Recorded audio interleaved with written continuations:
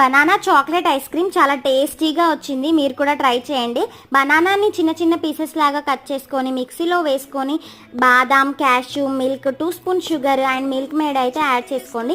Milk made ఉంటే వేసుకోండి, లేకపోతే లేదు. డైరెక్ట్ ఇలా మిక్సీ పట్టుకున్నా కూడా చాలా టేస్టీగా ఉంది.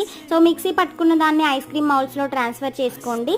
మిగిలింది నేనైతే గ్లాస్లో ట్రాన్స్ఫర్ చేసుకున్నాను. ఇలా డైరెక్ట్ తింటే కూడా చాలా టేస్టీగా ఉంది. కాకపోతే ఐస్ క్రీమ్ అడిగే వాళ్ళు చాలా మంది ఉన్నారు కాబట్టి ఒక చిన్న గ్లాస్లో ఎంత ఉంటే అంత వేసానమాట.